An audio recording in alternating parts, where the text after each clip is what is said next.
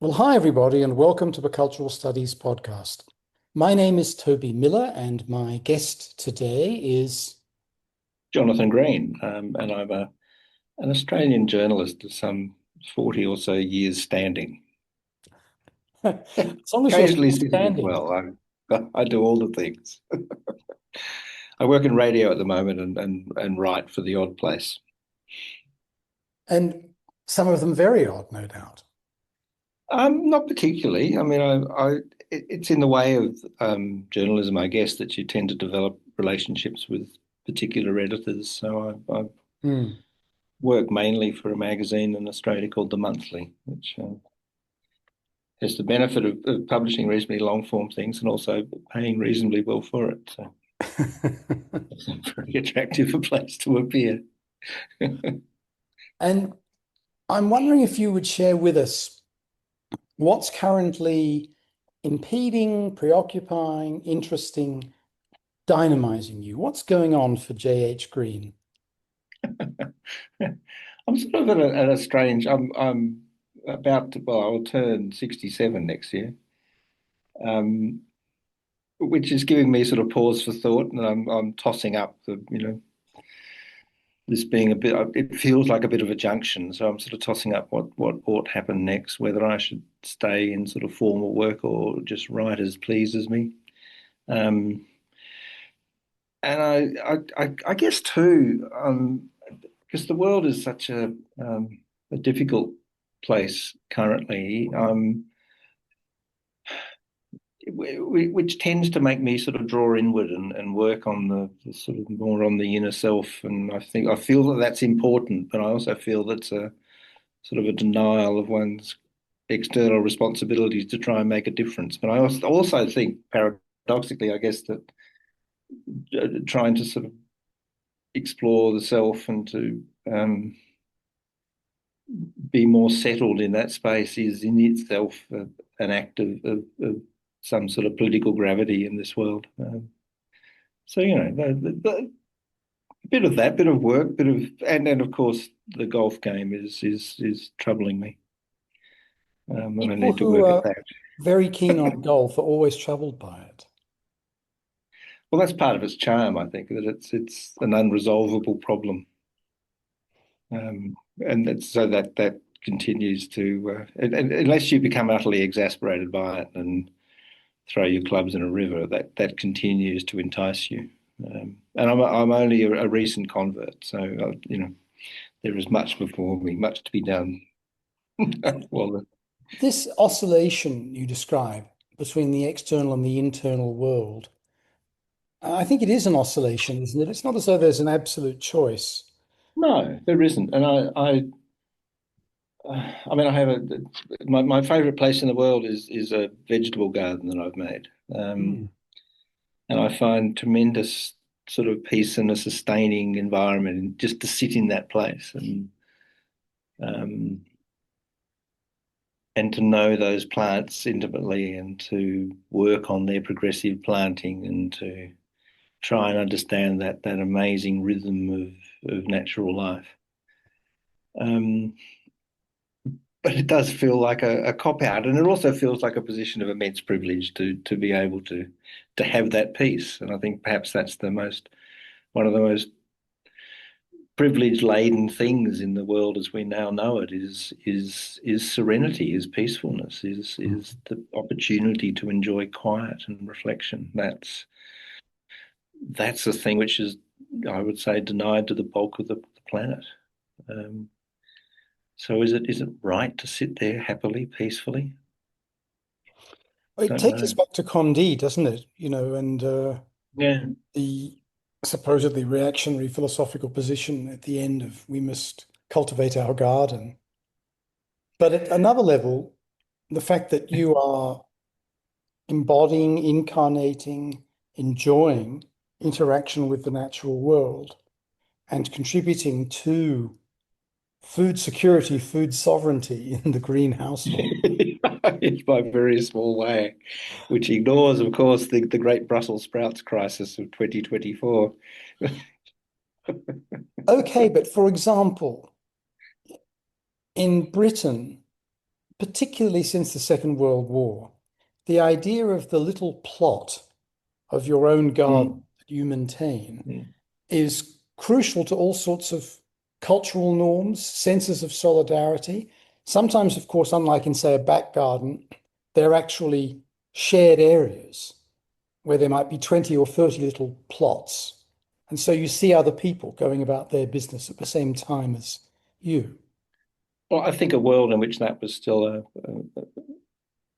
a common reality would be, in many ways, a much better world, and a world, yes, in touch with nature, but a world filled with community, and a world in touch with a rhythm of life that wasn't, commodified, it wasn't determined by commerce.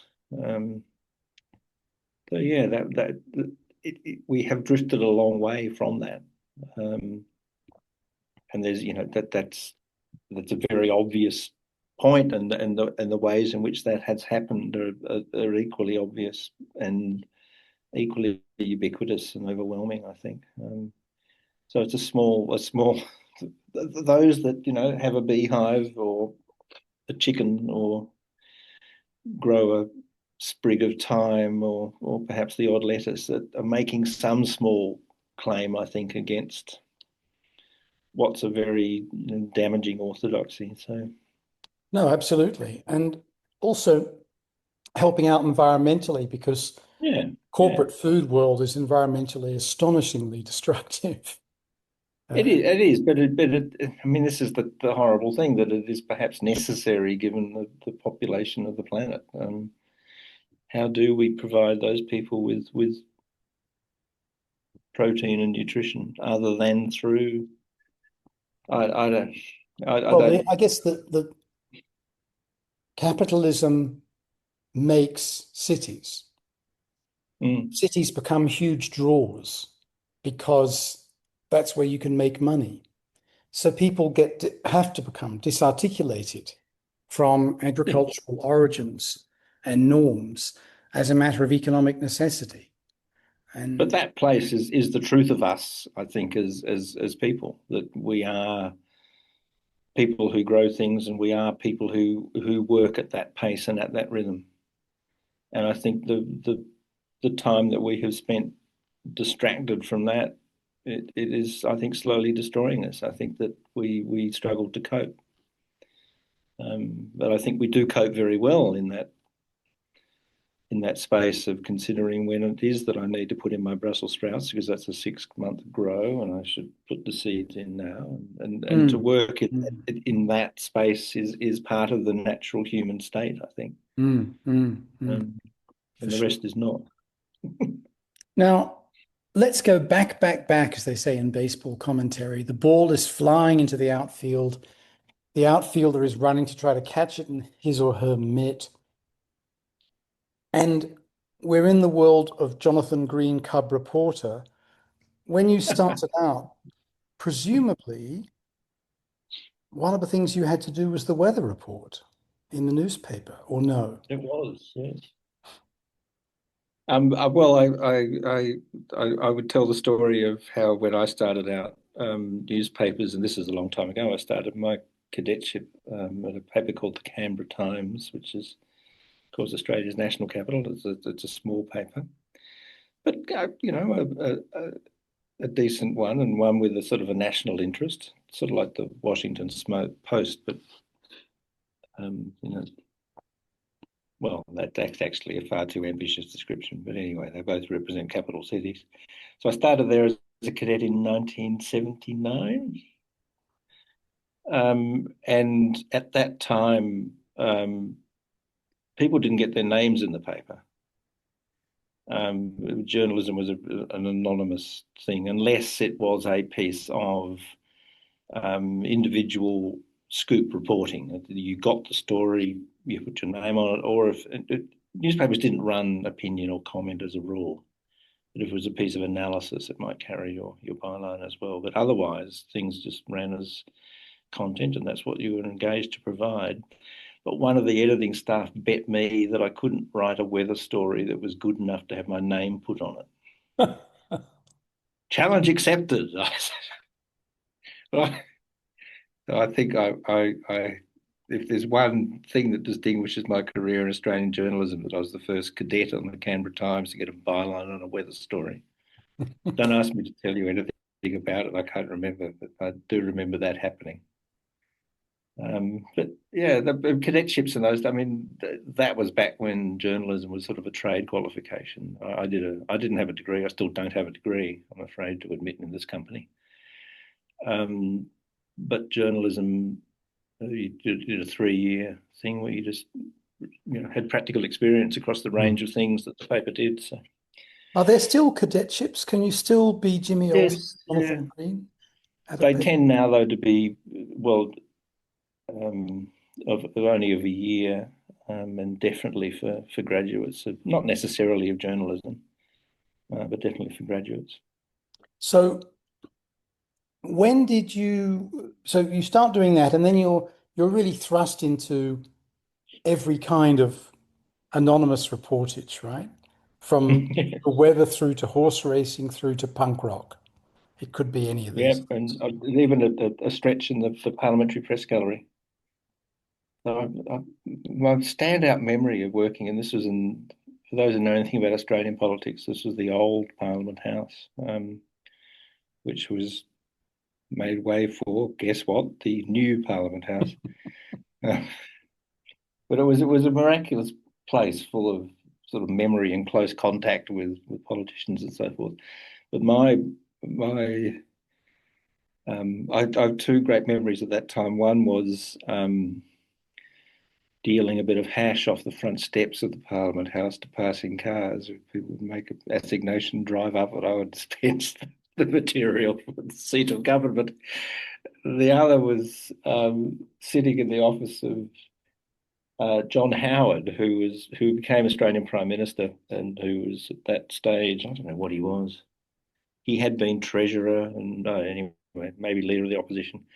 But I was sitting at a bench in his office, swinging my legs off this table covered in newspapers, bound newspapers, and he waddled out and stuck his hand out. How did it go? Stuck his hand out, and I said, "Oh, Jonathan Green, Canberra Times," and shook hands. I didn't catch your name, I said, which which was not the appropriate thing to say. And he went and waddled off in dudgeon. He said, "Oh, I'm a minor suburban solicitor from Willara or something." That's yes, my parents over to service station don't mind me, uh, which is the John Howard story. But yes, that was so there's everything. But that's the other thing. I started writing about music at the Canberra Times. They had a page for the young people in the newspaper, as newspapers did at that time, and there was a I don't know. I created a music column. This was at the time of punk. So there was a bit of energy in music in the local music scene, and it was kind of gratifying for those participants within the Canberra music scene to have somebody in the newspaper writing about them. Mm. So that became, that was fun. And I went on from there. I eventually left the Canberra Times. I started managing bands and all that sort of thing, and hung out with one particular band, and moved out of Canberra to the city of Melbourne in southern Australia, managing a band, and started music writing down there, and freelancing and unemployed, and just living a dissolute life, but left real employment for a couple of years. And this was this was a bold thing to do. Oh, it's necessary, really. Anybody who had anything at Utopia know this to be true. Any experience of Canberra in the 1970s, early 80s would know that it was the best view of that place was from a car speeding either north or south. Um, I went south. Yeah, I mean, it was a good thing to do. And I've been in Melbourne, that the city that I went to ever since. So must have had some sort of an appeal. Um, And then you go I back didn't. into journalism after a couple of years. I did, and I got a bit sick of basically being on the dole in Melbourne and really struggling to make ends meet. Yeah. and walked into it was one of the last great afternoon newspapers. This was, in fact, an afternoon broadsheet, which is really a thing to conjure with. But at its peak, this was the Melbourne Herald, and its peak, it used to sell about 600,000 copies every afternoon at about 4 p.m., which in a city of 2 or so million at that time was remarkable. Mm. So I walked in there, and the editor was a chap by the name of Pat Hinton, and my father was a journalist, and Pat Hinton and my father had worked together in some correspondence room many years ago. And I walked into the editor's office sort of on spec, and he said, "Oh, you've got the same eyes as your father. Would you like a job?" So I was a nepo baby. That is a great expression, isn't it? I really love it. Absolutely fantastic. Wow. I started work on the sports sub editor's desk at the Herald. Never having been a sub editor or knowing much about sport, I was ideally placed. And what Uh, was that like? I mean, the pressure of an the afternoon pressure was paper. extraordinary. Oh, The pressure was astounding. I've never worked in a more high pressure environment. And the mhm. pressure, not just to do mechanical stuff, but to edit words, to turn stuff into some sort of sense, to write a headline on it that made sense, was perhaps better than just made sense, and then to eventually to compose these things into pages and to design those pages and to have them. This was still on the early stages of the introduction of computers in journalism. So the process, and when I started as a cadet, it was just coming out of hot metal. In fact, there was a great strike in Australia for the introduction of the video display terminal, uh, which was the thing in those days connected to mainframe computers, which ran newspapers in the early 80s. But we journalists were on strike for a couple of weeks. Um, I ended up having my power cut off and all that sort of stuff, and being fed the occasional sausage by a Canberra cafe owner called Gus Peter Silker. It sustained me through this period of adversity. Anyway, we're back to Melbourne, and the Herald. Oh, it was a study in tension and how tension can be both relieved and exacerbated by extraordinary alcoholic content intake. Um, People used to be drunk half the time. People worked incredibly hard under ridiculous deadlines. On Saturdays, there was a hotel just across the street from the Herald building called the Phoenix, which was owned by a local football legend by the name of Lou Richards. And you used to repair to the Phoenix between editions, which is ill-advised. But on a Friday night, you would spend until midnight at the Phoenix, vomit a fair bit, and eventually make your way home. Then you would turn up for work the next day at sort of 9 or 10, get out an early morning edition, and then get back to the pub by 11 o'clock. Wow. Drink, take cans back with you to the newspaper office, and start work again on the afternoon's editions. And these, in particular, things like football season, you would make newspapers. The plan being to have the newspaper at the station for the people coming home from the game Right, right. with the complete report of that game. So you sort of had this sort of 15 to 20 minute window between the end of the game and the people being on the platform to finish those stories, compose that paper, have the thing printed and distributed, which is a feat utterly beyond the capacity of modern digital publishing. But nonetheless, it was done by a bunch of drunks using paper and texters. But we would come back and start producing those editions. And in the end, at the Herald, I was what's called a stone sub, and stone is the composing room where the people that used to, once upon a time, have a skilled job using linotype were at this early stage of computer journalism. They were blue collar workers, printers, and they used to get long strips of type and cut them up, wax the back of it, and then stick that onto a real size board which resembled the newspaper page according to the layout, which was then photographed, which made a plate, which then got printed. And everybody was pissed by about sort of 4 o'clock in the afternoon, 4:30 in the afternoon, when you were doing this sort of extraordinary high tension, every second counts balletic operation to get this thing done. And there were fights over, I want this page to stay because this result is still coming on. No, I've got to take this page away. And people would be tugging these things left and right. And it was fun. Things, it got done. People And cared. we would not see it's like. But you were all very invested, and Yes, you were a yes. team with all sorts of conflicts, but nevertheless a team. Presumably with Absolutely. a stream of happy divorces. Yeah, it was. It's interesting to see it in that way because it was, yes, utterly invested and committed to both the sort of the journalistic task broadly, but to the masthead itself and to the audience, I guess. Yeah, I mean, it had tradition around it as well.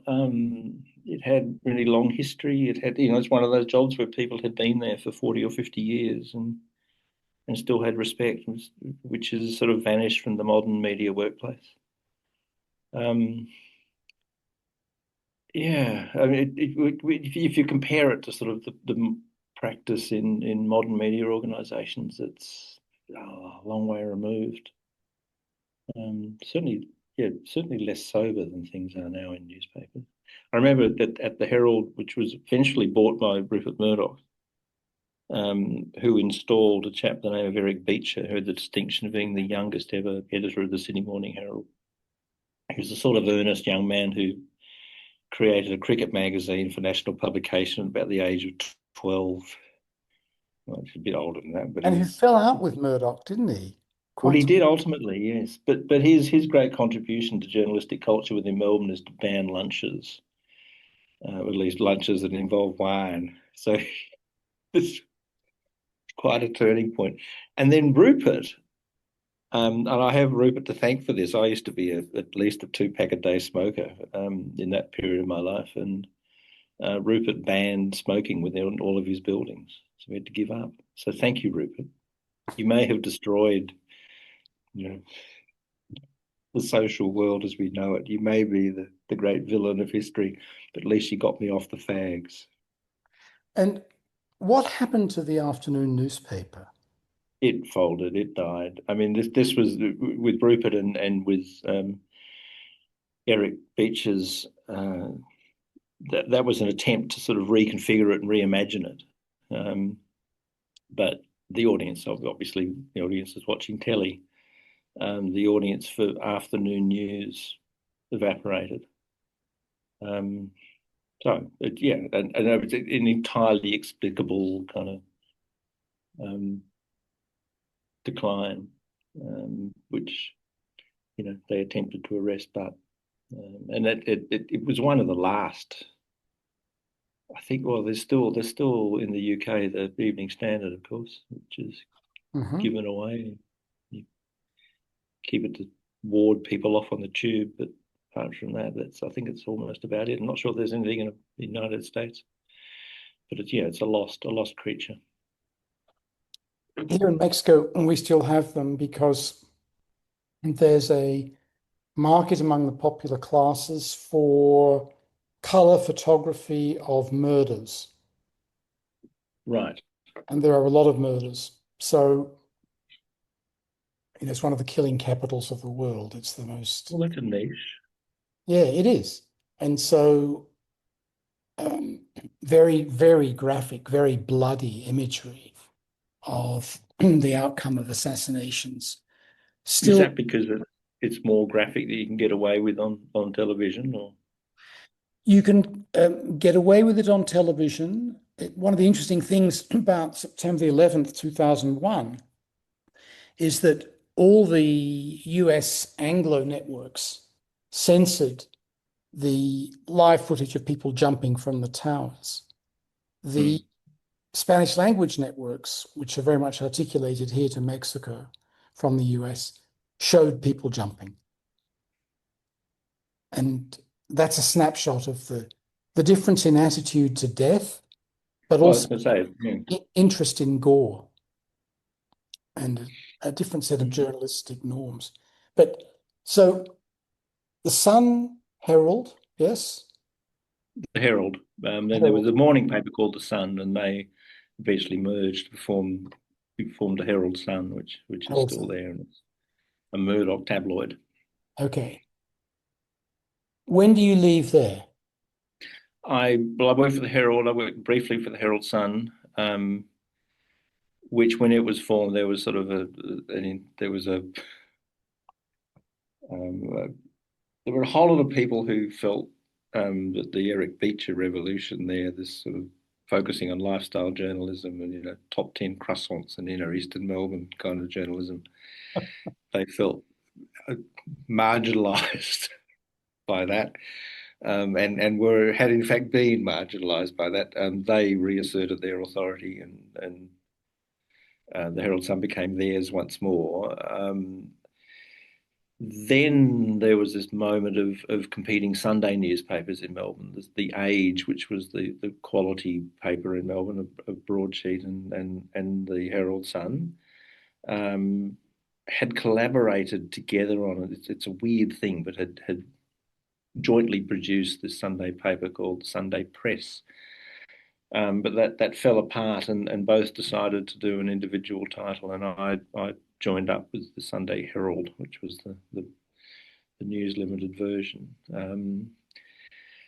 Worked there eventually, but it was made redundant by a terrible toad of a man called Piers Ackerman, who um, was editor in chief at the Herald Weekly Times, which is the owning body, and who lined up the entire staff of the Herald Sun and made them come into his office one by one, which he just sort of went thumbs up, thumbs down. And I got thumbs down and left with a small amount of money. What were you doing there? What I happened to you was in thematic terms after being the sports sub-editor? oh, after that I became increasingly um, climb my way up the sort of sub-editing tree to the point where I became deputy chief sub-editor. And then though there was an internal, I was ill-disciplined and went against the boss. There was I think there was an annual thing run by a woman called Dame Phyllis Frost, who was a Melbourne matriarch and kind of philanthropist, but used to run a thing every year called the Herald Blanket Appeal, which people would give money to give blankets to the needy. This was a scam, it turned out, or at least was not, in any way an effective act of charity to people who were sleeping rough. And the staff sort of got a bit pissed off at having to participate in this thing, which was a little bit fraught. And I sided with some of the staff against the boss, and I was then kicked off being deputy chief sub editor and became a colour writer. So I started writing stuff. Um, I was a terrible reporter. I in my cadetship in Canberra never finished my shorthand course, so I could never really get quotes. So I had to just describe things. Uh, which I think to my credit, I managed to turn to my advantage. And although somebody did say to me very early on in journalism, you know what your problem is? You want to write, which is not what you're supposed to do as a reporter. Um, so I stopped being a deputy chief sub editor, became a colour writer, and then eventually went to the Sunday Herald and did more of the writing, but also some editing there. Um, Before being made redundant, I ended up at the Age, um, the other end of town, the quality broadsheet, and there mainly sub-editing and editing, but ultimately I was a daily columnist there for 3 or 4 years. You know, as you sort of swing between these things, you have some sort of seniority, but it's sort of nice to do some writing work as well as the editing work. And the But color I journalism, how did you mm, select the topics you were going to write about, or how were they selected for you? look, it's that sort of thing is based around the visual opportunity, really. Mm. Although I guess that's not really true. I mean, it's one of those funny old newspaper conventions. You used to, on page three, have a big picture and a sort of a human interest or some way gently descriptive and adverb laden story. Um, Helen Garner, Australian writers, great advice to aspiring writers is, quote, go easy on the adverbs. I think it's pretty good. So that I mean that used to hold up right hand pages in big newspapers. There'd be another one on page 5 and on page 7, decreasing order of column size, but they all required a pretty piece of writing to go with the pretty picture. So I did that for a bit. And Um, the column, that's mm, pretty intense pressure to come up with something once a week that's presumably witty and pointed. well, I did it once a day Oh. for 4 years. Which is not sort of Phil Royko standard, but it's and that's yeah. If you've got it was sort of like 750 words. Mm. Um, well, yeah, you quickly realize you've got to go out and do things and go out and see things, I've got kind of a political interest, so I used to go and hang around state politicians, but sort of describe the events in a different way and try and make fun of it. Mhm. Um, yeah, that's and if you I mean you've got to be able to do it in a reasonably entertaining way, I think. The nice thing about that daily column was we managed to turn it into a travel opportunity, and we took the family on a lap of the entire continent in 2004. um, Under the title "Around Australia in 80 Days," but filing a daily column as we went, um, which was kind of fun, but also um, yeah, a fairly extreme act of um, sort of journalistic vigor. And does that becomes a book, right? Yeah, it's a book, yes, compilation of those with a few sort of interleaving essays. Have a book. But that was and as a thing that my children still remember very fondly as a great moment in their young lives. So driving around Australia, which is about 20,000 kilometres, and we went to all its sort of little external wrinkles. Yeah, it's a thing Australians ought to do, but few Australians do until they become legendary grey nomads and hitch the van, and then.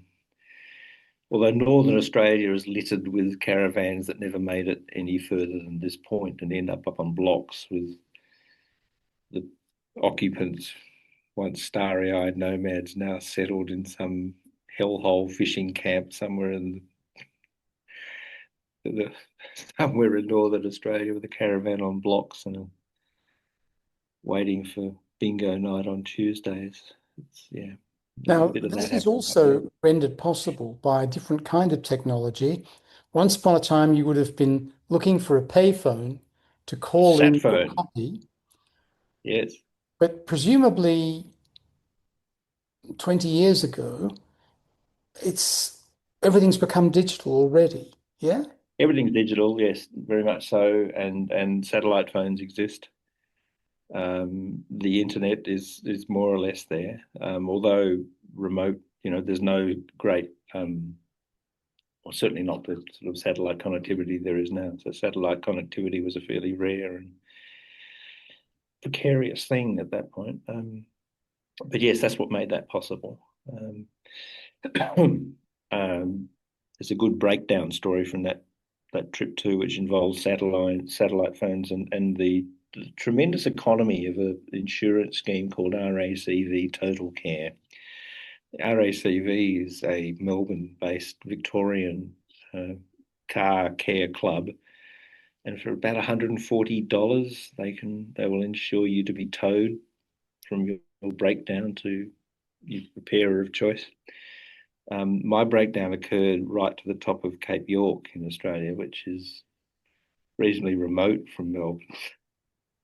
I did manage to arrange via a three-way hookup with the Automobile Club of Queensland through to the RACV in Victoria, which then arranged a truck to come from a place which is about 400 kilometres away and pick up the thing and then take it to another place which is about 1,000 kilometres away and eventually truck it to Melbourne, which was about 3,000 or 4,000 kilometres away, all for the price of $140. I was going to say this was not a winning bet by the RACV. No, it wasn't, but I suspect this was a rare claim on their resource to that extent. So Right, right. they probably consider themselves the winners in the long term. So And that was a fabulous trip, how old were the and children? they were one in early primary school and one in sort of late primary school. Hmm. So they were kind of 10 and 8 sort of thing.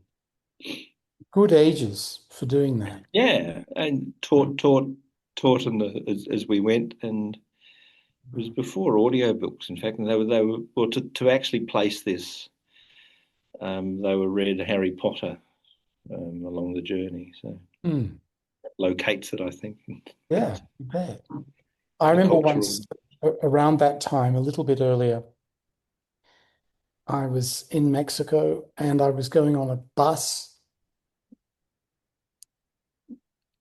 big air-conditioned buses going huge distances are common here, and they have a class basis. So, you could go on first, second, third, fourth class bus, not on the same vehicle, but paying different amounts to go the same distance, yeah, in different vehicles. Mhm.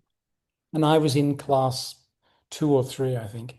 Anyway, there was a family lined up waiting to get on the bus, as was I. About six people, heterosexual, mother and father, four children, all with their own copies of the same Harry Potter book, reading it. This reminded me of in the 1970s when my parents had their house painted internally, and the house painter advised us that every member of the family, which was about seven strong, had their own copy of the Arbor single Fernando. What? I know. There is madness, and I've seen it and heard it. There it is. Yes. So, all right, so the column ends. How does the column end? Oh, as these things do, I think it was it had a particular place on the back page of the first book of the newspaper, which they reorganized, and its opportunity expired. I ended up doing one a week before eventually leaving, and I this is one afternoon where I came out of a movie theatre in the little town in southeastern New South Wales in Australia called Maruya. Had been at the beach, but it was raining, so we went to the pictures. Mhm. And I came out there and took a phone call from Eric Beecher, who by then was running a independent publisher called Private Media, which owned a thing called Crikey, which was started out as a sort of an email scandal sheet, um, but he had bought it and was investing in it and was turning it into still a daily email, which was still an interesting mode of delivery, and one's been sort of a bit reactivated by things like Substack and so Mm, mm, on. But he did that, and anyway, and with a website attached and so forth. I said, "Do you want to edit this?" I said, "Oh, rather." mm. So I ended up leaving the Age and leaving newspapers and discovering the world of online journalism. And that was, oh gosh, it's yeah, 18 years ago, I suppose. Um, and it was sort of interesting because it's a very pure and simple kind of journalism that was at that stage. It was trying to report stuff. It wasn't just shooting its mouth off. This was sort of pre the opinion boom. It was more, we'll say the things that others won't kind of reporting rather than just mouthing off. But it felt after being in newspapers and newspapers for sort of the past almost 15 or so years before that had been in this sort of death spiral where they were becoming more and more vulnerable to what the marketing department wanted from them. We need to target this demographic segment. We're not getting enough of that. Have you seen this lump in our age numbers? All that sort of Hmm. when media organisations start to talk that way, it's because they've completely lost confidence in what they're doing and they're about to die. And that's where newspapers had been, but online it was kind of very a sort of pure kind of journalism. It was just the story, just the words, and it was there because of its merit as a piece of reporting, a piece of news. It was kind of, oh wow, we used to do this. I remember this, and there it was on the internet. Kind of nice. I mean, the internet's full of those fleeting moments, isn't it? It's like Twitter in 2008. It's like with those sort of for one blindingly bright hour, you think everything's possible and isn't this lovely and it's all for free and everybody's being very nice to each other. And of course, they ultimately turn out to be Nazis, but that's a period that takes 10 years. But that's the ultimate, A to B is from nice people to Nazis. And So there I was at Crikey, and I edited that for about 3 years. Um, Quite it's still happily. going, yes? It's still going, yes. And this was at the point where blogging had became a thing, and I sort of pushed it into blogs and created a business model on page views for bloggers, some of whom continue to do it and have made a living on it all these years later. And it tried to expand its footprint somewhat as a site as well as an email. So developed that a bit. And enjoyed that tremendously. But then was picked up by the ABC, which is the not the people that sacked Jimmy Kimmel, but the Australian public broadcaster, and they were wanting to set up. This was when opinion was becoming a thing, and suddenly it appeared necessary that people have sites for people just espousing, and they wanted one of those and hired me to create it, which I did. So to the, I mean, I guess now I think about it, there were great misgivings within the news part of the ABC organisation about this. Is this really territory we should be in? Should our people become a opinion journalist, and should this public broadcaster, taxpayer supported, be a place that hosts just idle opinion? Mhm. So that was sort of a live conversation. Where eventually they won the day and killed the thing, but I was there for 3 or so years before I then used my thing in the ABC to jump over into to radio, where I have stayed. So I want to jump away from the career for a moment to pick up on the point you've made a couple of times, which is the O word, opinion. I get very frustrated that the progressive magazines that I read, the progressive journalism in inverted commas I read in the United States and elsewhere, but mostly the US, has almost no reportage. Mm. Nobody goes anywhere, nobody asks people anything. They just say what they bloody think. And I'm not terribly interested in what they think. I've probably already thought it. I'm interested in what I don't know. which is finding shit out. Yeah, it's a bit of a dying art, I think. I mean, a lot of it's to do with the resources of media organizations. You know, Mm, it's cheaper to. I mean, the problem with reporting is that it's takes time and it takes people, and there's not a guaranteed outcome. mm, mm, You might have your investigative team beavering away on something for 6 months, and it just either gets litigated out of existence or it just doesn't come up. So there's that risk around reporting, but it yeah, it requires knowledge, it requires expertise, it requires skill, all of which are sort of vanishing elements of modern media workforce. You I mean, because newspapers, they used to have people who knew their area of policy thoroughly and could report the tremors within that and had knowledge that would alert them to the existence of that tremor and to its consequence, and and would therefore dutifully write about it. So newspapers lost that knowledge and were determined to increasingly, hire more junior and more junior people, and not to invest in people sitting in a area of skill for 10 years until they could sort of write about it with authority. But to write opinion is obviously readily accessible, and everyone's lining up to do it, and it doesn't cost you much. I mean, that's a rather glib sort of explanation of what's taken place, but that's sort of it in I short, I think. I And appreciate it. And this is one of the reasons why I actually read the FT and The Economist, yeah, and yeah, God help me, the New York Times.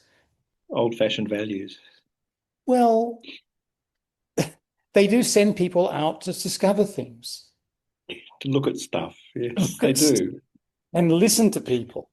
And, the Well, that's opinion, right. I mean, even an organisation like mine here at the Australian Broadcasting Corporation, it does, of course, it does that, but so much of its site is full of, wire material from Reuters or AP or whoever, yeah, and yeah, so you have this common, reported knowledge which the entire world sort of shares, and yeah. then around the periphery of that you have various blowhards.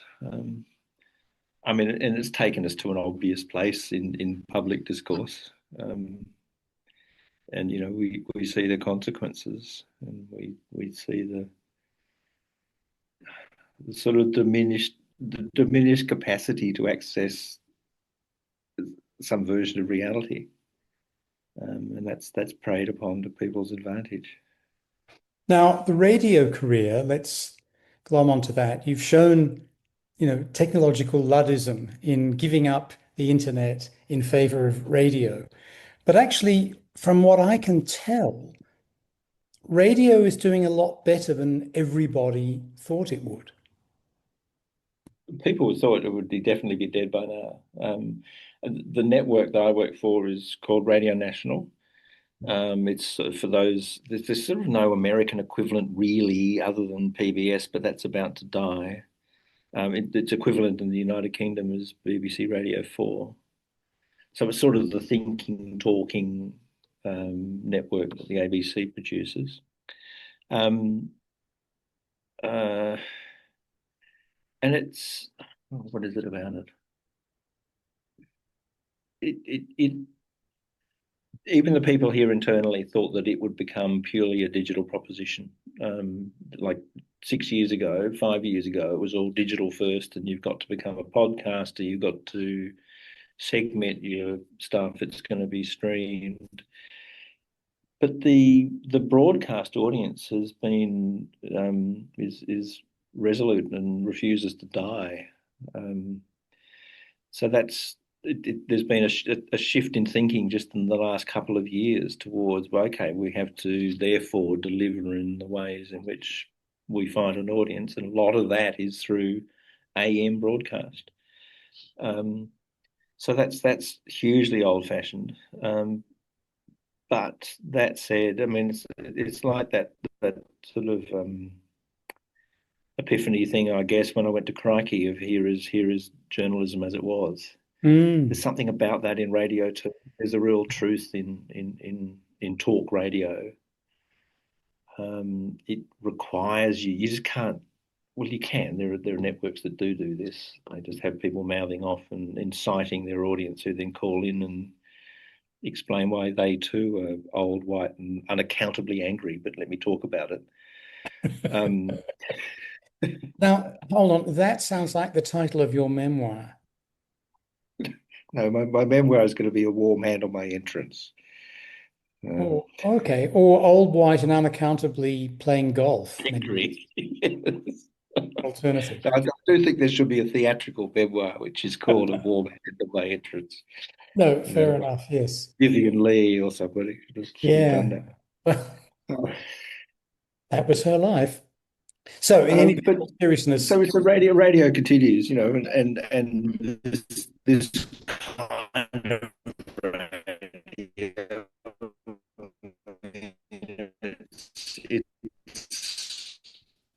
it's it's hanging on a little bit by its fingernails, because an organisation like the ABC, which has a charter of government, and it has various markers it has to hit as a sort of a social service, and its charter says it needs to provide this sort of social good, in terms of information, and do something to support and enhance the culture. And this sort of area of things is things like Radio National here are pretty important in that. And it's one of the great Australian gifts that we have, this public broadcasting network.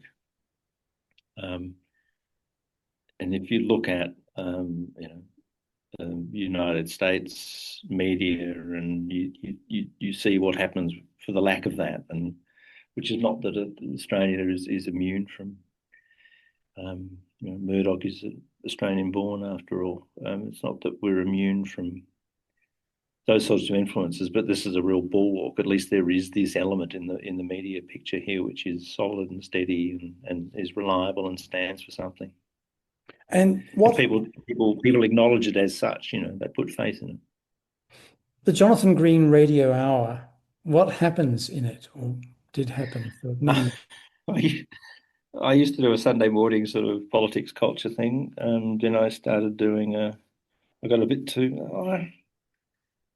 Look, my fault is that I've been a bit too expressive at time to time in social media, so I've sort of shown my political colours occasionally, which doesn't go very well here. But anyway, I was moved out of that Sunday morning sort of political magazine spot in favour of a person who then went on to run various right-wing think tanks. So they were trying to diversify their political model. And I started doing a Saturday morning program, which is all about sort of architecture and urbanism, food. And eventually, they killed that because it was too hard to understand. So now I just do a sort of food and culture thing. I remember Um, many years ago in Australia, there was a government department federally called the Department of Arts, the Environment and Community Development, which was known by its head as the Department of Wine, Cheese and Trees. there we are. How nice. I know. And I think I'm in favor of renaming government departments after In that matter. in that manner, the nature of party time conduct by the participants, especially the Well, leader. Trump is a street ahead of you in that, the Department of War. We're back. No, we're back with the Department of War. It is astonishing. Despite evidence to the contrary, I'm actually a United States citizen.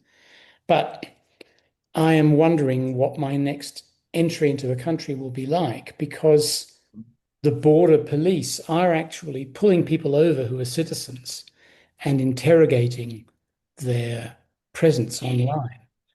So just as the ABC went after you for not running a right-wing think tank, so the fact that I wrote an editorial called Yeah. Making America Laughable Again may count against me. I being think it able to, will. It could do. It could and a do. damn Yeah. good thing too. So, okay, so you do the Jonathan Green Hour of Power radio wine, cheese, and trees thing on a That's Saturday, me. but eventually Yeah. people can't see the cheese for the trees. Oh, I don't know. This is this is a big and vastly bureaucratic organisation, and um, it has an entire sort of apparatus which is not involved with actually producing things, but makes decisions that involve the production of those things. I don't know. It's I also I'm an old white cis male who and quite rightly should not be getting the new things to do in organisations like this. So I'm definitely winding down, Mhm. uh, and yeah, that I have no bad feelings about that. But you had Uh, done some radio earlier, much earlier, hadn't you, actually? before I did my cadetship at the Canberra Times, I worked in community radio in Canberra for a bit, which was tremendous. And I kind of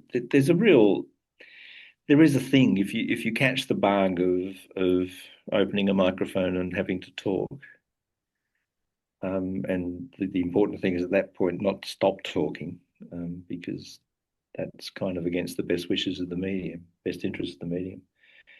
You get yeah, it's an exciting medium, and if you enjoy that, you want to do that again. And I did enjoy that then, but then got lost in newspapers for quite a while. But when I was a columnist in Melbourne, I did the occasional radio spot, talking TV, that kind of thing, And I remember the first time I did that, and I was in a live radio station, and you're on, then you talk, and oh my God, yes, that's right, I remember this. This is fun. I think from then I was open to the idea of going back to it. It's a tremendous medium. Then you play with this. You're just a voice, so everything else is from the listener. You are tremendously susceptible to suggestion, and they're going to create things in their mind to flesh out the other dimensions of this experience. It's such an imaginative space because it doesn't flood the zone. It doesn't fill you with pictures and sound. Well, it does with sounds, but you're playing with the listener's imagination, with their idea of what you look like, or what the thing that you're describing looks like, or how that sounds, or what that might taste like. And doing that with words makes that amazingly wide open, which so that makes it a fun thing to do. The BBC just stopped making available online outside Britain almost all its radio stations, with the obvious exception of the World Service. Yeah, And this is a dramatic and drastic change in my life. I don't know why that's they sort of had a responsibility, didn't they? Well, you know the funny thing, Jonathan, because they still have some local radio stations there, as you know, BBC Mm, London, BBC Leicester, and so on. They do ball by ball cricket descriptions of the county championship, and you can still listen to those online. that would please you greatly. It does. I'll never forget, Toby, and this is perhaps going too far for your listeners, but we were at school together, and you were the captain of the under 14 Bs or whatever it was, and you made me open the batting because I think your father liked the look of my straight bat. And you've been playing a straight bat ever since, Jonathan. I have not making any runs, but keeping them out, taking the shine off it for the other chaps. I think so. Now, inevitably, we have to turn respectfully but sadly to the M word. Yes, Meanjin. Could you I explain was. what that is and, I can. to the I extent you can. feel able, the current crisis that it is confronting? So while my period in radio at the ABC, I was only ever working part time. So concurrently, I for 8 years edited Meanjin, which is Australia's second oldest literary quarterly, which is a very strange description. It was a literary quarterly established in 1940 in Brisbane, which is where the name comes from. The name Meanjin is the Turrbal name for the spit of land on which Brisbane sits, capital of Queensland. It was created by this chap called Clem Christensen, who was afraid as the Second World War unfolded that we would lose the life of the mind in Australia. His counter to that was to publish a slim volume of Queensland poetry, which is a fair call. But it survived, and it went on for 85 years until it was put down uh, 3 weeks ago without reason or particular explanation by the University of Melbourne. Clem had moved it to the University of Melbourne in 1945. He was struggling to keep it afloat in Queensland, and the University of Melbourne offered him a job and hit or miss, but fundamentally supported the magazine until just recently. And it's a literary quarterly, so it was never a thing of mass circulation, but it was a thing of it's an important piece of the life of the Australian literary mind. It's sort of it was a modernist project through that sort of mid-century period. It was a thing in which literary Australia grappled with, and this is a big Australian question of what the settler culture is and what its relationship to Indigenous culture is and what its relationship to the country itself is as a settler people. And settler is the polite word for invading and murderous power. Mm. So it's an important thing, and it's had it's had Jean-Paul Sartre and Anais Nin and God knows who else published in it, but it also had this catalogue of the best and brightest in Australian letters over 90 years. I just got a low battery sign come up here, Toby, so we've been warned.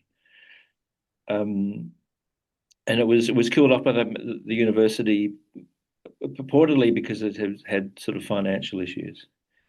It has always had financial issues. That's a very thin excuse. It's an act, in my view, of some sort of cultural vandalism. They made no attempt to see if it could be reconstituted in a way that was sustainable, and they refused to give decent explanation of what actually happened and what the detail of that was. And it's a sad thing. Maybe it was a thing which its time had passed. That's probably true. But I think was it theirs to kill? Did they have the right to take this creative, historical, literary record out and shoot it? I'm not sure that they did.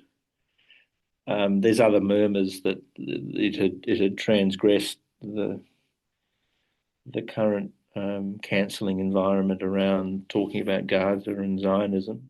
And there's one prominent Australian Zionist on the council of the University of Melbourne who has some influence. But all this is mysterious. Nobody truly knows. But the thing is dead and gone after from 1940 to 2025. It's a pity. And in the short life of settler Australian culture, that's a significant period. That's for a place that saw white people from 1788. To notch up nearly a century is no mean thing. So Absolutely. yeah, You edited really it for how long? 8 years. 8 years. And then you handed it on, and now it's been Yes. killed. Yeah. Yeah. And the next editor after me changed it significantly, but that's what's always happened with editors of a thing like that. There have been 11 of them, and they all make their own mark. But yeah, it was Melbourne University runs this thing called Melbourne University Publishing. It's house, and they had responsibility for it, and they decided to lop it off. And yeah, I think that's kind of the question for me is yes, you may have had stewardship of it, but it was only stewardship. Do you not have a broader responsibility than that? Do you need to in some way? Because people have been interested in it, have wanted to take it on, and been told no, it's not available. We've killed it, and you can't have it. Oh, Or it's we've killed mystified. it and you can't have it. Mm, mm. Yeah, they want it to stay dead. Heavens above. Well, And Jonathan, there's not sufficient explanation of it. So I'm very conscious that your battery is expiring, as the actress said to the yeah, bishop. I'm afraid it is. I'm sorry. This is I didn't come in here with my plug. Yes, we're back to the under 14 Bs here, I think, with this highly elevated badinage. Very quickly to conclude matters, Hmm. is there anything you'd like to add, maybe subtract from what we've said? Are there things about your career, about journalism, whatever, that you'd like to sign off with? Oh, look, I think my career, I've been astoundingly blessed to, well, I think to live through this period of pretty remarkable change of um, from hot metal to digital publishing to the life entirely online is the thing that I've seen in my lifetime, and I, yeah, I feel fortunate to have that sort of breadth. To not be a native of any particular technology is kind of an interesting place to be, and a vanishing place to be these days. Um, oh, I wish it had a greater sense of sort of intellectual centeredness. I wish it could still do that speak truth to power thing rather than simply being the voice of power. That's my great regret about journalism contemporarily. But I feel I'm lucky to have been in it. And lucky to have been in it when I was in it, I think. And I feel like I've done some things, and I continue to write, and I'm grateful for the opportunity to do that, and I enjoy that tremendously. But I do wish that it would get out of its own head, and maybe it will do this. Maybe the fifth estate will save us. That the preponderance of small independent media will find its place in people's consciousness, because I think that's hugely necessary. Cannot happen quick enough. Well, Jonathan, thank you so much for being so generous with your time today and taking us back to so many powerful memories that, as you say, have crossed in a way, 18th century technology to 21st, along with your own personal journeys and stories. And it's fantastic that you're still, providing that great service of being a radio voice. Enjoying it tremendously, Toby, and lovely to be asked. An honour. Great. All right, old boy. Let's talk soon. See ya.